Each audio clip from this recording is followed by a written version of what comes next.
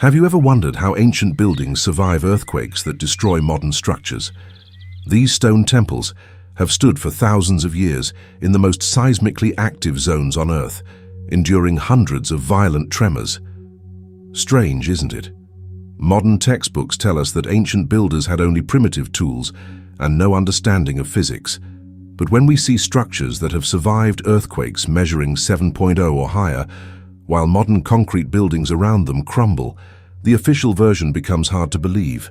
Is it just coincidence that similar anti-seismic technologies appear in Japan, Peru, and Greece, even though these civilizations were separated by thousands of kilometers and thousands of years? Today we'll journey to 6 of the most earthquake-resistant sites on the planet. Engineers have debated these structures for decades, but today we'll try to separate mysticism from real facts. Get ready, because what you're about to learn may completely overturn your understanding of ancient engineering. Our first stop is the island of Crete in Greece. For centuries, locals knew the ruins of Knossos as just another pile of old stones, remnants of palaces destroyed by time. Everything changed in 1900 when British archaeologist Arthur Evans arrived not to admire, but to excavate. He began uncovering walls, and what he found shocked the archaeological world. Beneath layers of ash and rubble lay evidence of a civilization that understood something we're only rediscovering now: how to build for earthquakes. The Palace of Knossos sits directly above a major fault line. Crete experiences significant earthquakes every few decades, some registering above 6.5 on the Richter scale. Yet when Evans excavated, he found something remarkable. Wooden beams embedded horizontally into the stone walls at regular intervals, running through the entire structure like a skeleton. To understand the scale of genius here, this is the Bronze Age, around 1900 BC. No seismographs, no physics equations, no building codes. These people were supposed to be primitive by our standards, yet they developed a technology that modern engineers now call base isolation, using flexible materials to absorb seismic waves. This discovery immediately broke the standard historical narrative. According to official science, people 4,000 years ago couldn't possibly understand the principles of earthquake engineering. They didn't have universities or research institutions. They just lived, built, died, and occasionally their buildings fell down, teaching hard lessons to survivors. Fans of alternative history immediately claimed that Knossos was proof of Atlantean knowledge or extraterrestrial guidance. After all, who else could possess technology for creating earthquake-proof structures if not a forgotten race of master builders or aliens teaching our ancestors? However, reality turned out to be slightly more prosaic, but no less fascinating. When emotions subsided, engineers explained the nature of these mysterious wooden frameworks. The Minoans had discovered through trial and catastrophic error that rigid stone structures crack and collapse during earthquakes. But if you insert flexible wooden beams, essentially creating joints that can absorb movement, the building sways instead of shattering. The wood acts as a damper. When seismic waves hit, the stone walls can move slightly without fracturing. The wooden beams compress and expand, dissipating energy that would otherwise tear the structure apart. This isn't construction from scratch with alien technology. It's brilliant adaptation born from living with constant geological violence. But the most amazing thing is different. Ancient people really found this solution and, without complex calculations, managed to implement it across dozens of buildings. This wasn't luck. This was systematic engineering refined over generations of disasters. The main mystery here isn't about lasers or lost civilizations. It's about learning methodology. How did societies without written physics transfer this knowledge? How many palaces had to collapse before they perfected the pattern? How did they convince builders that putting wood into stone walls wasn't waste, but survival? In Crete, people learned to work with nature's violence. But what we find in Peru defies even more fundamental assumptions about ancient construction, because there, builders didn't just reinforce their walls. They designed entire cities to dance with earthquakes. Welcome to Cusco, the ancient capital of the Inca Empire. When you first see the walls of Sacsayhuaman or the streets of Cusco itself, Your brain refuses to understand how this survives. Usually, earthquakes find weaknesses, joints, corners, foundations. They exploit these gaps until the structure fails. But Incan walls have no mortar. The massive stones fit together so precisely that you cannot slide a knife blade between them. Each block is irregularly shaped, fitting like a three-dimensional puzzle with its neighbors. The walls aren't straight, they lean slightly inward. The corners aren't right angles, they're curved. Every single design choice seems wrong according to modern intuition. And yet these walls have survived the 1650 earthquake that destroyed the Spanish colonial city built on top of them. They survived the massive 1950 earthquake that measured 7.0, while modern buildings around them collapsed into rubble. This forces an uncomfortable question. How did people without structural analysis software design this? They had no way to calculate stress distribution. They couldn't model seismic waves. They just built, and somehow everything they built was seismically superior to what we construct today with all our technology.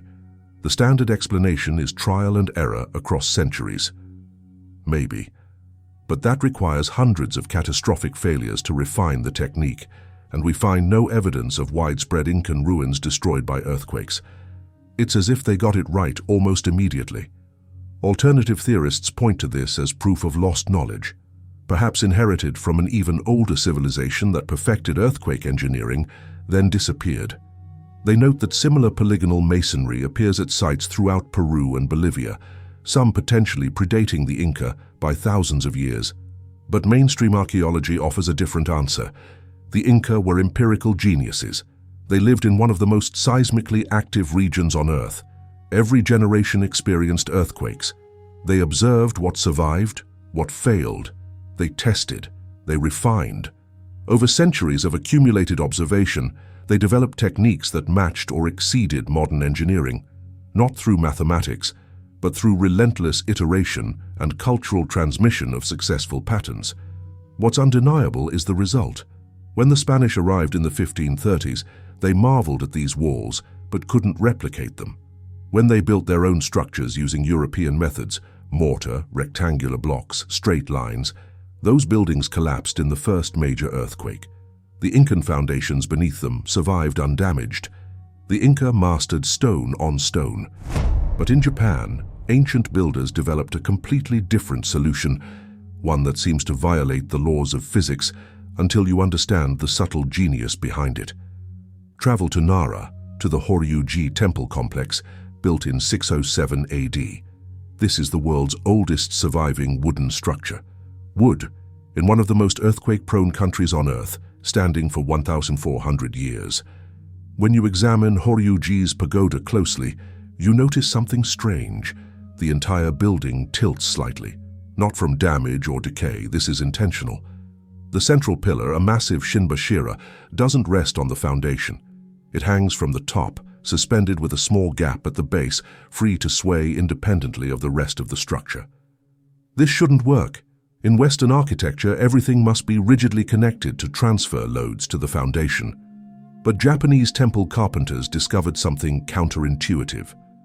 Sometimes, disconnection is stronger than connection.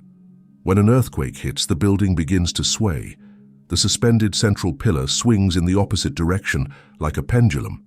This creates a counterbalancing force that dampens the building's movement. It's a passive-tuned mass damper, the same technology used in modern skyscrapers like Taipei 101, except Japanese carpenters invented it 1,400 years ago without any theoretical framework. But that's not the only innovation. Look at the joints. No nails, no screws. The beams are connected using kanawatsugi joints, complex interlocking wooden connections that can flex and rotate slightly under stress. During an earthquake, the building literally comes apart microscopically at each joint, absorbing energy, then settles back together when the shaking stops. Modern engineers tested this by building a scale model and subjecting it to simulated earthquakes exceeding 7.0. The pagoda swayed dramatically but never collapsed. The joints flexed, the suspended pillar damped oscillations, and the structure survived forces that would destroy most modern wooden buildings. How did 7th century carpenters, working without seismographs or structural analysis, developed this system? The standard answer is generational knowledge. Japan's Carpenters Guild passed down techniques refined through centuries of earthquakes. But the precision required is staggering. The shinbashira must be exactly the right weight and suspended at exactly the right height to function as an effective damper. The joints must be tight enough to hold under normal conditions, but flexible enough to yield during seismic events. One mistake and the system fails. Some researchers suggest these techniques may be even older, possibly imported from China or Korea, then refined in Japan's uniquely violent seismic environment. Others note similarities with rope suspension systems used in ancient architecture across Asia, hinting at shared engineering principles transmitted along trade routes. What's undeniable, Horyuji has survived earthquakes that destroyed thousands of modern buildings around it. In 1995, the Great Hanshin earthquake killed over 6,000 people in Kobe, collapsing highways and modern structures. Ancient wooden temples in the region suffered minimal damage. Japan's builders mastered wood. The Inca mastered stone.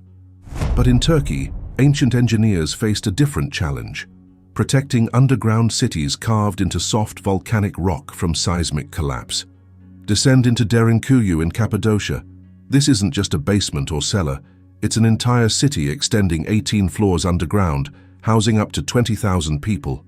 When you stand in the deepest chambers, roughly 85 meters below the surface, you're beneath the weight of millions of tons of rock.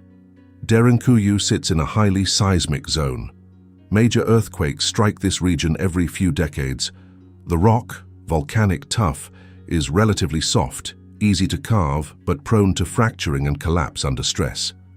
Every architectural decision here should lead to catastrophic failure during an earthquake. Yet the city has survived for over 2,000 years. First, at the entrance. Massive circular stone doors, each weighing several tons, could be rolled into place to seal passages. But these aren't just defensive barriers, they're structural reinforcement. During an earthquake, these stone wheels could be deployed to brace tunnels, preventing collapse.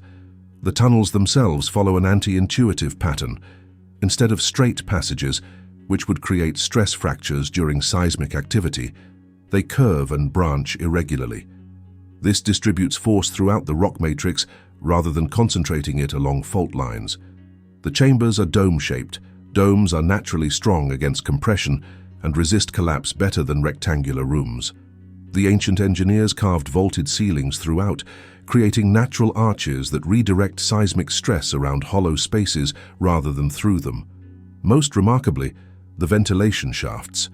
These plunge 85 meters straight down, connecting all levels. You'd think these would be catastrophic weakness points, perfect fracture lines for seismic waves to exploit, but they function as pressure relief valves. During an earthquake, compressed air can escape upward through these shafts, preventing pressure buildup that would crack the rock. Modern geological surveys using ground-penetrating radar reveal something even more sophisticated.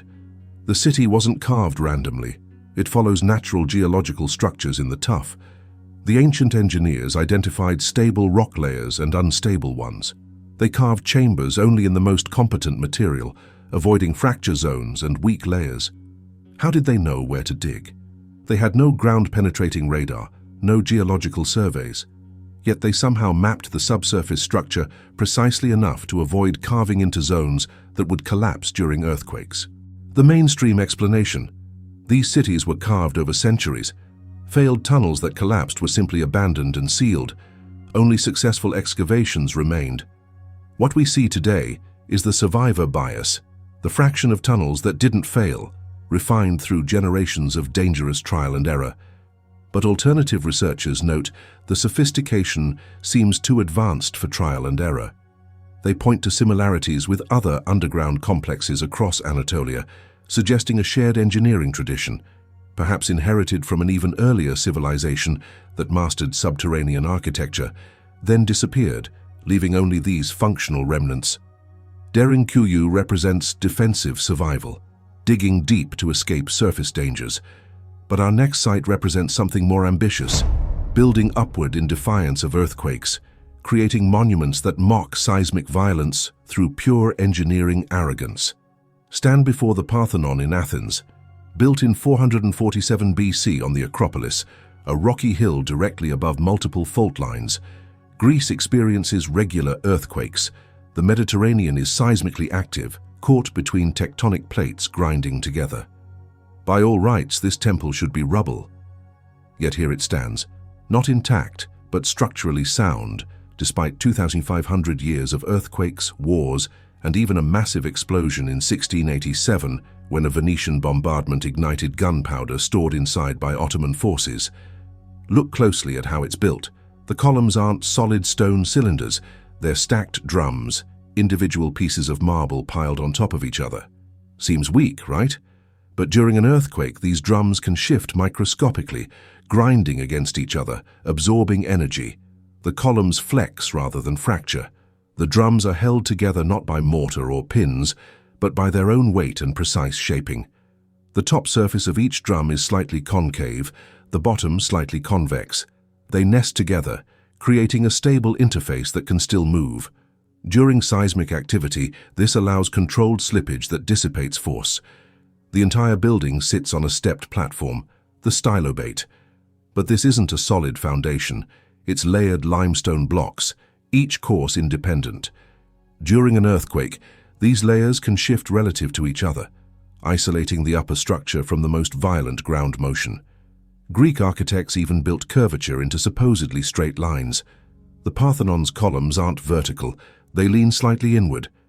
The platform isn't flat, it curves upward in the center. Every horizontal line is actually a gentle arc. This creates a structure that's inherently self-stabilizing, with no right angles or perfectly straight elements that could become stress concentration points. Modern analysis using laser scanning reveals even more refinement. The marble blocks aren't uniformly sized or shaped. Variations in their dimensions create a subtle irregularity throughout the structure. No two joints are identical. This prevents seismic waves from finding resonant frequencies that could tear the building apart through harmonic oscillation. How did 5th century BC architects achieve this without computer modeling? The standard answer: Greek builders inherited centuries of experience from earlier temple construction. Temples that survived earthquakes were studied and copied. Failed designs were abandoned. Over generations, successful patterns emerged, but the precision is troubling. The curvature in the stylobate is calculated to compensate for optical illusions. The human eye would perceive a truly flat platform as sagging in the middle. So Greek architects built curves that look straight. This requires not just structural engineering but also sophisticated understanding of human perception. Some researchers argue this level of refinement suggests transmission of knowledge from even earlier civilizations, perhaps Egypt or Mesopotamia, where monumental architecture predates Greece by millennia. Others note mathematical texts from ancient Greece that describe geometric principles applicable to architecture, suggesting theoretical frameworks we've underestimated. What's certain, the Parthenon survived the 1999 Athens earthquake, measuring 6.0, while modern buildings in the city suffered significant damage. Ancient engineering, refined through disaster and observation, achieved what modern code-compliant structures sometimes cannot. We've journeyed from Crete to Peru, from Japan to Turkey to Greece.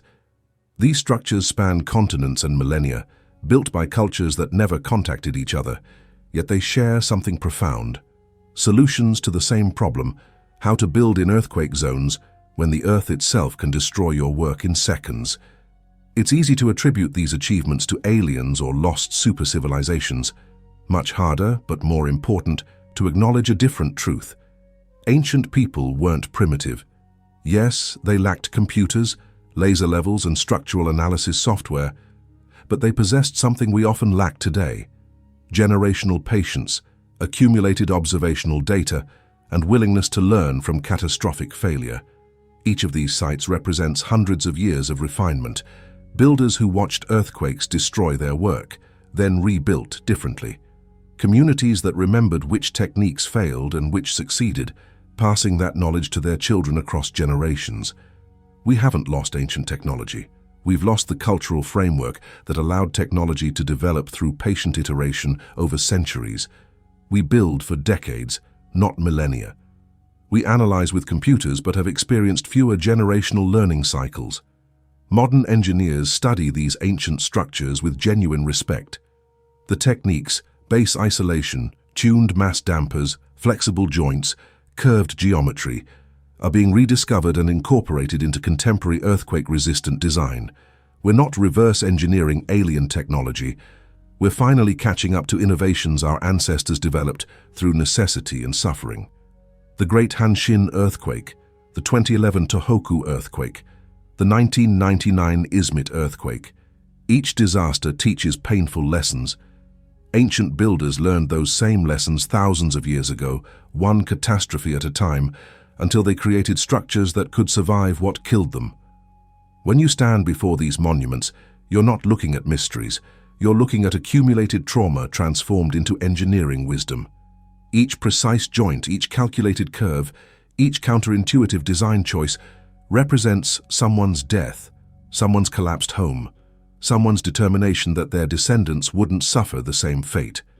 That's the real secret of ancient earthquake engineering, not secret knowledge or alien intervention, but simple human refusal to let disaster have the final word. Build, fail, learn, build better. Repeat across centuries until the stones themselves remember how to survive. And who knows, when our descendants dig up our cities 10,000 years from now, will they also marvel at our achievements?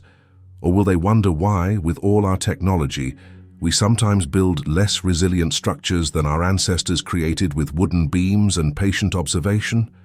Write in the comments which of these structures impressed you most. And don't forget to subscribe, because history holds many more secrets we've yet to uncover. Until next time.